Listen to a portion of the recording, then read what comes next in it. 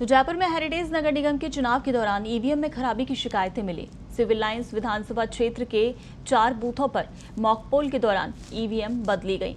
वहीं किशन पोल और civil lines में 2 बूथ पर ईवीएम में तकनीकी खराबी के कारण कुछ देर के लिए मतदान रुका रहा। यानी सुबह से मतदान शुरू हुआ है जयपुर हेरिटेज में, और कई विधानसभा क्षेत्र ऐसे हैं जहां पर ईवीएम में तकनीकी खराबी देखी गई है। सिविल लाइंस विधानसभा क्षेत्र के 4 बूथ बताए जा रहे हैं जहां पर मॉक पोल के दौरान ईवीएम बदली गई हैं, ईवीएम में खराबी नजर आई है।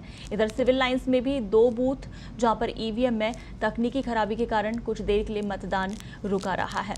यानी ईवीएम में खराबी होने के चलते मतदान बाधित होता है, क्योंकि थोड़ी देर के लिए मतदान को रोकना पड़ता है। या तो ईवीएम में कोई तकनीकी खराबी आती है उसे सही किया जाता है, या फिर ईवीएम मशीनों को बदला जाता है। तो आज कई जगह पर जब ये खराबी देखने को मिली है बूथों पर ईवीएम में, तो मतदान थोड़ी देर के लिए वहां पर रुका रहा है जब तक कि ईवीएम मशीनें वहां बदली गई हैं। तो सुबह 7:30 बजे से वोटिंग शुरू हुई है। उस दौरान फिर जब मॉक पोल चल रहा था ईवीएम मशीनों को लेकर, उस दौरान ही आपको बता दें कि 4 जगह पर करीब बताया जा रहा है कि ईवीएम बदली गई हैं, क्योंकि ईवीएम में खराबी वहां पर नजर आई थी।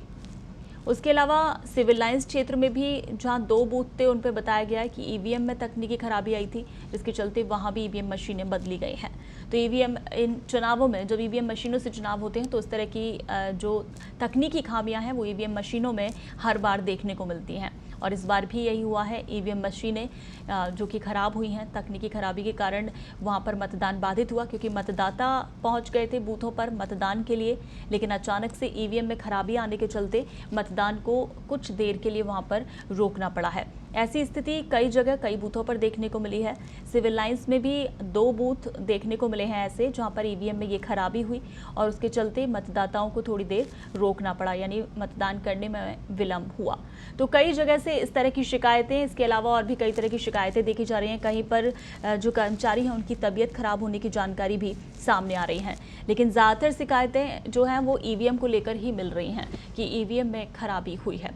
वहीं कोरोना काल में ये चुनाव हो रहे हैं, तो ऐसे में कोरोना की तरफ से जो गाइडलाइंस हैं, जो प्रोटोकॉल बनाए गए हैं, उनकी पालना कराते हुए ये चुनाव संपन्न कराए जा रहे हैं। तो हालांकि सोशल डिस्टेंसिंग को मेंटेन किया जा रहा है, उसके लिए व्यवस्थाएं भी पूरी रखी गई हैं हर बूथ पर, लेकिन कई कई जगह पर सोशल डिस्टेंसिंग जो है वो उसकी पालना होती हुई नज़र नहीं आ रही है, और कहीं कहीं पर सोशल डिस्टेंसिंग को बखूबी पालन उसका किया जा रहा है। इस बार आपको बता दें कि बूथों पर ज़्यादा भीड़ इकट्ठी ना हो, उसको देखते हुए कई फैसले लिए गए हैं।